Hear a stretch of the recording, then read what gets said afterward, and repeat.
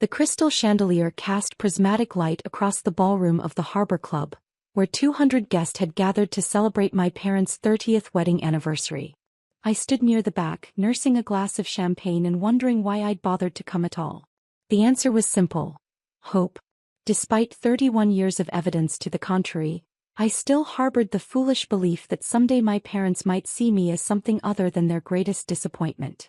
Ladies and gentlemen, Dad's voice boomed through the microphone as he took the stage, resplendent in his custom tuxedo. At 58, Robert Morrison still commanded a room with the ease of someone accustomed to being the center of attention. Thank you all for joining Margaret and me as we celebrate 3 decades of marriage. Applause rippled through the crowd. I recognized most of the faces: partners from Dad's law firm, board members from Mom's various charitable organizations, neighbors from our exclusive Connecticut suburb, family friends who'd watched me grow up and fail to live up to expectations. 30 years ago, Dad continued, his arm around Mom's waist, I married the most beautiful, intelligent, accomplished woman I'd ever met.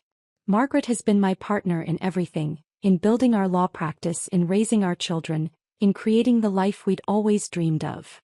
Mom beamed beside him in her designer gown, the picture of elegance and success. They made a stunning couple, the kind of power duo that graced magazine covers and charity auction programs.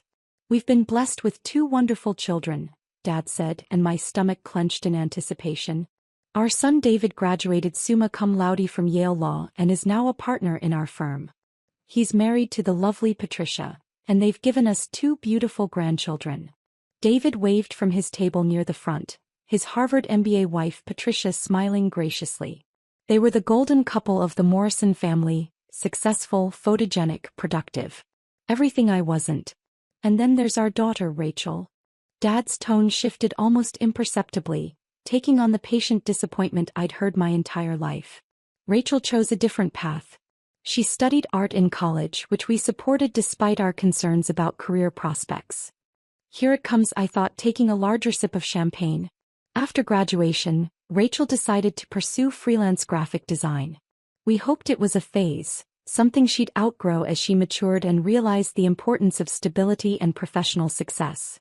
The crowd was listening politely, but I could see the subtle exchanges of glances, the raised eyebrows of people who remembered me as the promising young woman who'd somehow lost her way. Instead, Rachel has spent the past 10 years moving from job to job, project to project, never quite managing to establish herself in any meaningful way. Dad paused, his expression a mixture of regret and resignation. We love her, of course, but I'd be lying if I said we weren't disappointed. In a family of achievers, Rachel has proven to be, well, a waste of space. The words hit me like a physical blow. I'd endured years of subtle criticism, passive-aggressive comments about my career choices, and pointed questions about when I'd get a real job. But this was the first time he'd publicly branded me as worthless. A waste of space. The silence that followed was deafening. I could feel eyes turning toward me, see the pity and second-hand embarrassment on faces throughout the ballroom. My own father had just declared me a failure in front of 200 people at his anniversary celebration. I pulled out my phone with trembling fingers and texted my assistant, "Cancel the mortgage payments. Effective immediately."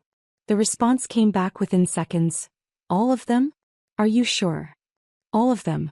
And terminate the property insurance payments as well." Mom had started speaking now, thanking everyone for coming and sharing memories of their marriage, but her voice sounded distant and muffled. My heart was pounding so hard I could barely hear over the blood rushing in my ears. A waste of space. After everything I'd done for them, everything I'd sacrificed, everything I'd quietly fixed behind the scenes while they lived in blissful ignorance. "Rachel, dear," came a voice beside me. I turned to see Mrs. Pemberton, one of Mom's garden club friends, looking at me with the kind of sympathetic concern usually reserved for terminal patients. "Are you all right? You look pale." "I'm fine," I managed, though my voice sounded strange even to my own ears. "Your father didn't mean anything by that speech. You know how men are, they don't always express themselves well." "He expressed himself perfectly," I replied. Mrs. Pemberton's face scrunched with confusion, but before she could respond, the speeches concluded and the dancing began. The crowd dispersed and I found myself alone again, watching my parents accept congratulations and well wishes from their friends. My phone buzzed. A text from David. Dad went too far with that speech. You okay? I typed back, I'm fine. Enjoying the party. Another buzz. This time from my business partner Marcus. Saw the news coverage of your parents' anniversary. Looked lovely. How are you holding up? News coverage. Of course there was news coverage.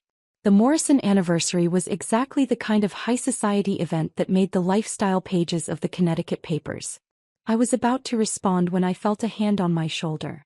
I turned to find Dad standing behind me, his expression sheepish. Rachel, honey, can we talk? What about? About what I said in the speech. I think it came out wrong. Did it? Because it sounded like you called me a waste of space in front of 200 people. Dad's face reddened. It wasn't supposed to sound like that. I was trying to be honest about our concerns, but I should have been more diplomatic. Diplomatic. You know what I mean. I could have phrased it better. I stared at him, this man who'd raised me, who'd paid for my education, who'd given me every advantage in life. And who'd just publicly humiliated me at his own anniversary party. Dad, do you actually think I'm a waste of space? He was quiet for a long moment, considering his words carefully. I think you're capable of so much more than you've achieved. That's not what I asked. Rachel, you're 31 years old. You live in a one-bedroom apartment, you drive a car that's older than your nephew, and you work on freelance projects that barely pay the bills. Your mother and I worry about your future constantly. My future. What happens when you get older? When you want to buy a house, start a family? How are you going to support yourself when freelance work dries up? The irony was overwhelming. Here was my father worried about my financial security, standing in a ballroom that I'd paid for, celebrating a marriage sustained by money I'd been providing for years. You really don't know, do you? I said quietly. Know what? Dad, who do you think has been paying your mortgage for the past 3 years? His face went blank. What are you talking about? Your mortgage. The one on the house in Greenwich. The payments that mysteriously started getting processed again after you fell behind in 2021. The bank worked out a payment plan with us. No, Dad. That was me. The color drained from his face. That's impossible. Is it? Who do you think paid for David's wedding when you couldn't afford the venue you'd promised Patricia? Who covered Mom's medical bills when her insurance denied the claim for her surgery? Who's been quietly handling the property taxes on the summer house in the Hamptons? Dad was staring at me like I'd started speaking in a foreign language. Rachel, how could I possibly afford to support your family when I'm such a waste of space? I don't understand. Morrison Creative isn't a freelance graphic design business, Dad. It's a creative agency with 47 employees and offices in New York, Los Angeles, and London. We did $23 million in revenue last year. The words hung in the air between us like a challenge. That's impossible, Dad repeated, but his voice lacked conviction. Is it? You've never asked to see my portfolio, never inquired about my clients, never shown the slightest interest in what I actually do for a living. You decided 10 years ago that I was a failure, and you've never bothered to update that assessment. Mom appeared beside Dad, her face flushed from dancing. What are you two talking about so seriously? Rachel was just telling me about her business, Dad said weakly. Oh, that's nice, dear. Mom's voice carried the same patronizing tone she'd used to praise my finger paintings in elementary school. Are you getting more clients? Mom, I said carefully, what do you think I do for a living? You design things, sweetheart. Logos and websites and such. For whom? Mom looked confused by the question. I don't know. Small businesses, I suppose. I pulled out my phone and showed her the Morrison Creative website. Her eyes widened as she scrolled through our client list. Disney, Netflix, Apple, Tesla. She looked up at me with bewilderment. Rachel, what is this? It's my company, Mom. The one I've been running for 10 years while you and Dad assumed I was barely scraping by. Dad had gone very still. Rachel, if you own this company, if you're making this kind of money, why didn't you tell us? I tried to. Every family dinner, every holiday, every phone call. But you'd already decided what my life looked like, and nothing I said seemed to penetrate that narrative. But you live in that tiny apartment. Because I like it. It's in Soho, 2 blocks from my office, and it costs $3.2 million. Mom's champagne glass slipped from her fingers, shattering against the marble floor. $3 million, she whispered. The mortgage you've been worried about, the one I've been paying? That's just one of 12 properties I own.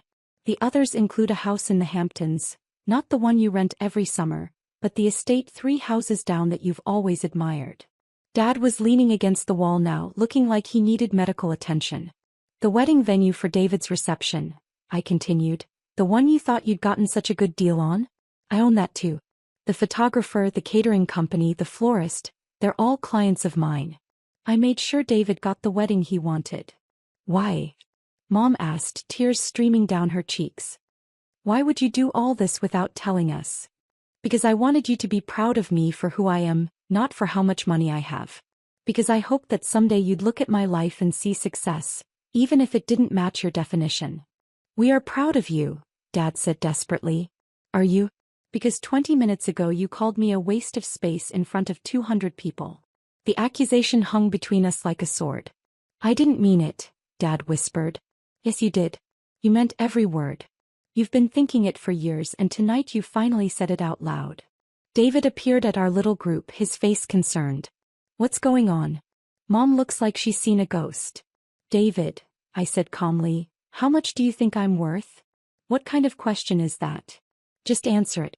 How much money do you think your failure of a sister has? David looked uncomfortable. Rachel, I don't think about your finances. Guess. I don't know. Maybe 50,000?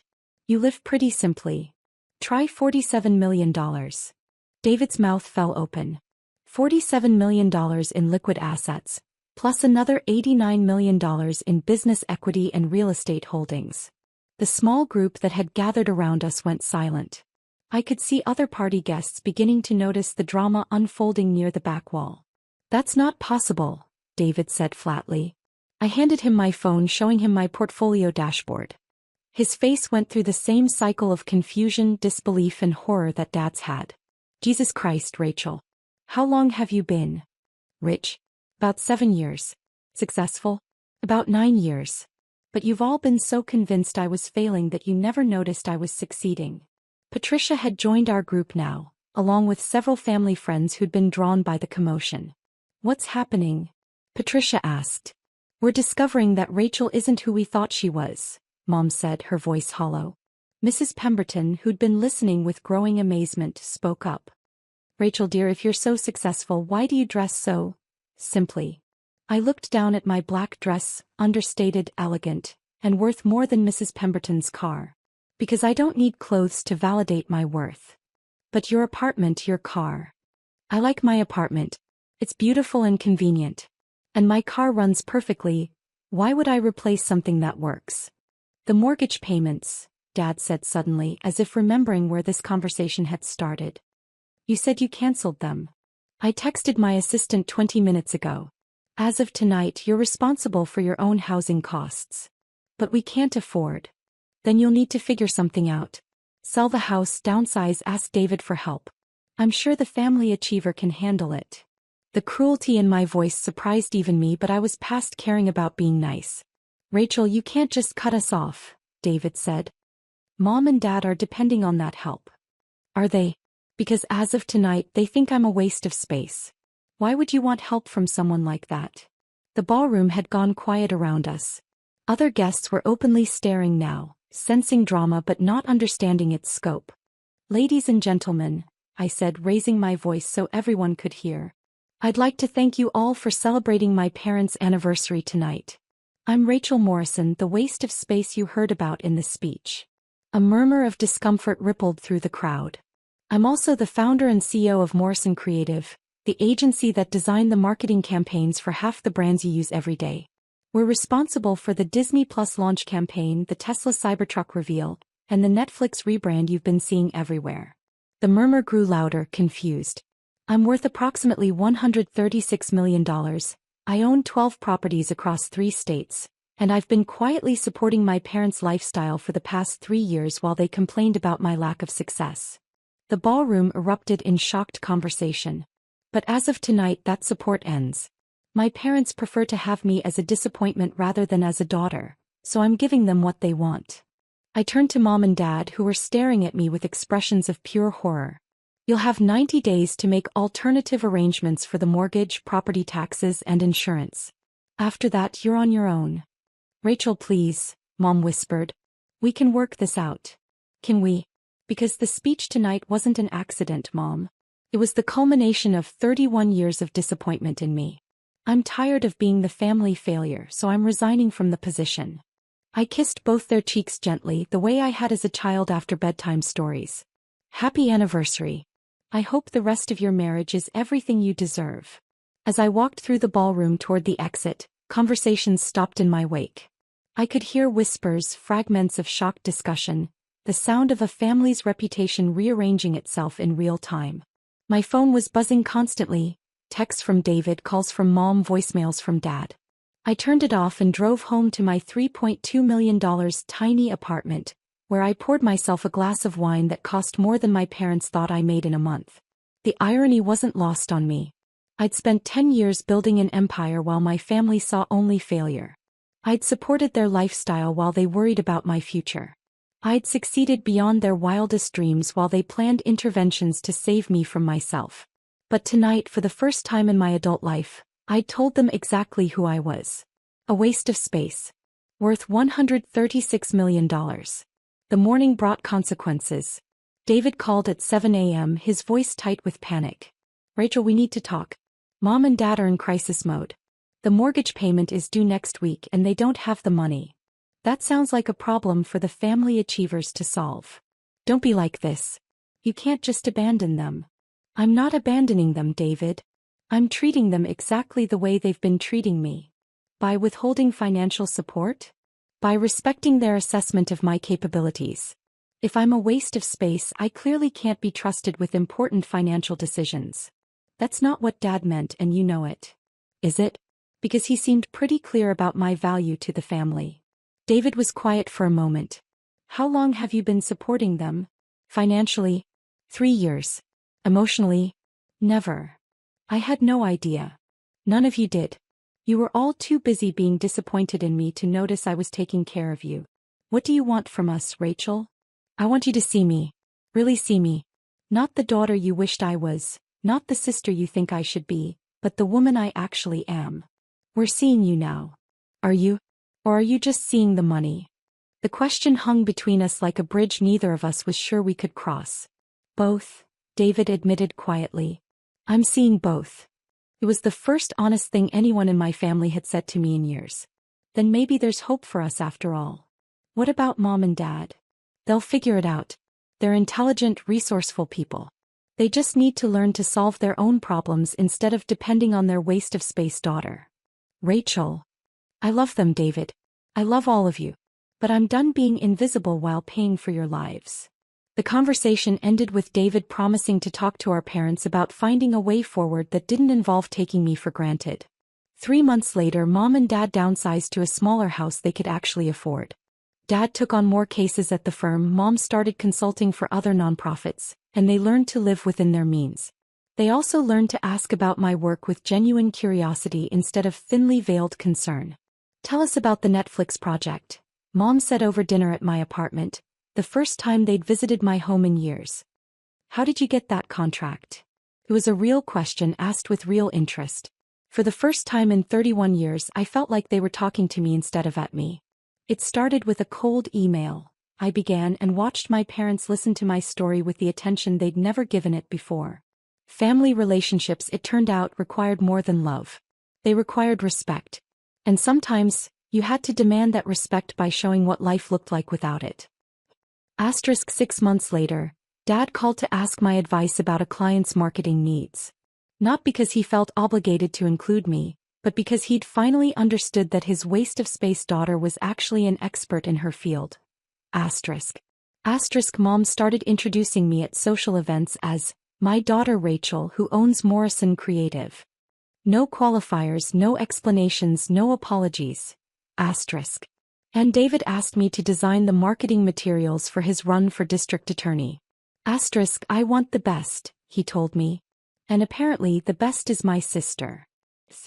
Apparently,